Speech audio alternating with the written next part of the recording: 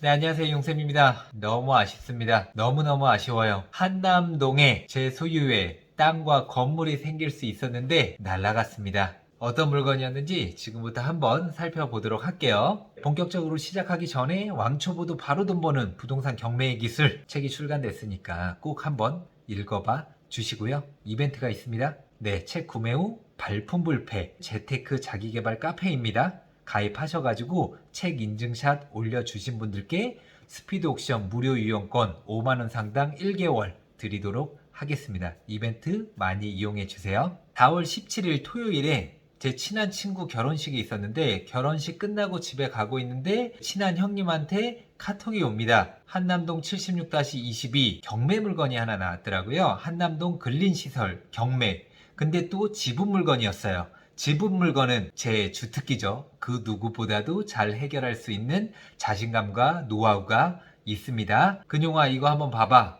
근생이요 형님 이거 지분 사서 가지고 있어도 좋을 것 같아서 그래서 오호 카톡을 보냈습니다. 그리고 바로 핸드폰으로 살펴봤죠. 근데 너무 좋아 보이는 거예요. 그리고 이 형님이 여기를 왜 추천을 했냐. 이 형님도 한남동 사는데 이쪽 근방에 삽니다.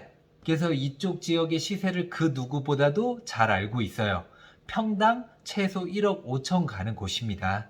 오홍 살펴볼게요 형님 하면서 살펴본 다음에 바로 차를 돌려가지고 한남동으로 향했죠. 그럼 물건을 한번 살펴보도록 하겠습니다. 용산구 한남동 76-22 용산의 한남동이라고 하면 땅값과 집값이 비싸다는 것은 누구나 다 아는 사실입니다. 토지 건물 지분 매각이었고요. 6억 1000인데 한 번도 유찰은 안 된 상태입니다. 감정가가 6억 1000인데 시세도 6억 1000일까요? 당연히 아니겠죠. 잘 보세요. 가격 시점이 언제예요? 감정평가 현황 이걸 또 잘 보셔야 돼요. 2020년 2월 5일입니다. 벌써 1년하고도 2개월이 지났죠.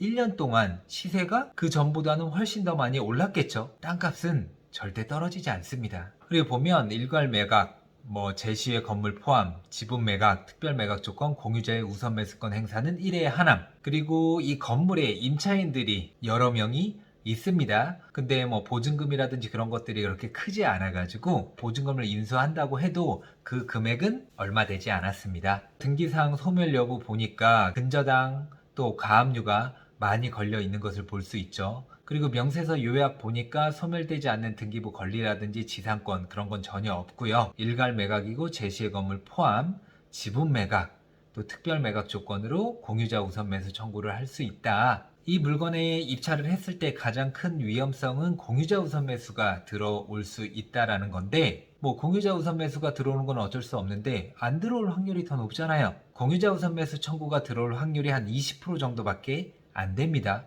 생각보다 적죠. 그렇기 때문에 적극적으로 지분 물건 도전을 하셔야 돼요. 그리고 등기부등본 살펴보는 게 굉장히 중요하잖아요. 1997년에 매매를 했습니다. 5분의 1씩. 야, 이때 거의 15년 전에 매매를 했었네요. 지금보다는 굉장히 저렴한 가격으로 매매를 했겠죠. 그래서 5명이 소유를 하고 있었는데 지금 보면 한 분이 5분의 2를 가지고 있습니다. 이 5분의 2 지분을 가지신 분이 계시기 때문에 이분이 공유자 우선 매수 들어올 확률이 굉장히 높겠다라고 입찰 전에 생각을 했었습니다. 그런데 공유자 우선 매수는 들어오지 않았어요. 그래서 더 안타까운 물건입니다.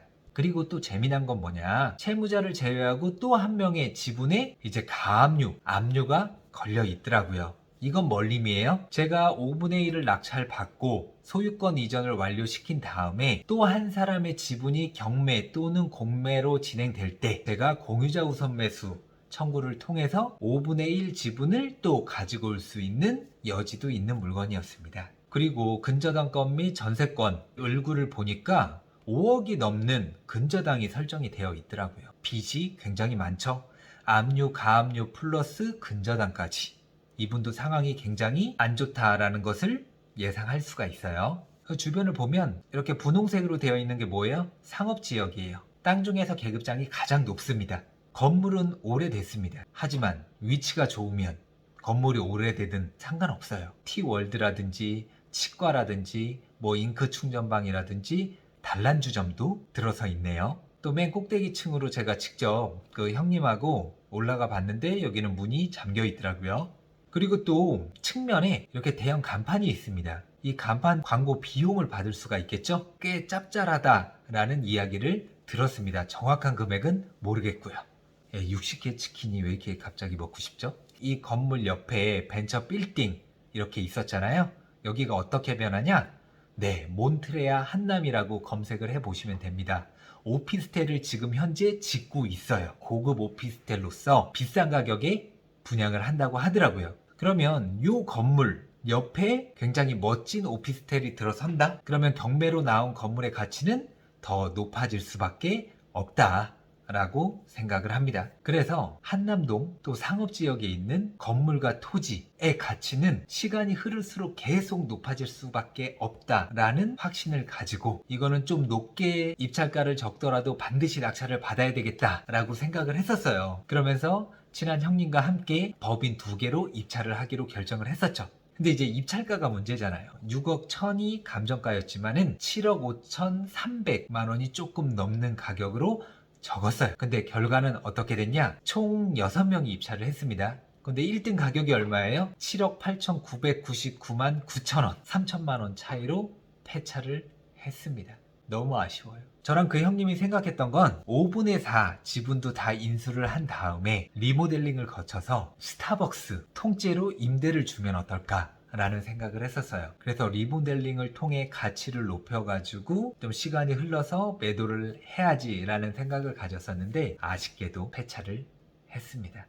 지금 생각해도 너무 아쉽습니다. 그래서 오늘은 좀 몇 시간 동안 다른 일이 손에 안 잡히더라고요. 이렇게 폐차를 했을 때는 기분이 안 좋을 수밖에 없잖아요. 저는 폐차보다 낙찰을 더 많이 받기는 했거든요. 이럴 때 어떻게 폐차의 아쉬움을 달래냐? 새로운 물건을 열심히 찾습니다. 그렇게 물건 검색을 막 하다 보면 수익을 낼 만한 물건들이 눈에 띄어요.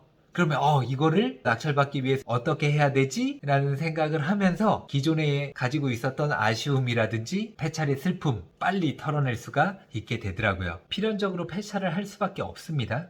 그렇게 폐차를 했을 때 어떤 나만의 방식으로 폐차의 아픔, 슬픔, 고통, 괴로움들을 달랠 수 있을지 깊이 고민을 해보셔야 됩니다. 네, 이 물건 놓쳐서 너무너무 아쉽지만 더 좋은 물건들 앞으로 끊임없이 나올 거고 새로운 물건 낙찰로 찾아뵙도록 하겠습니다.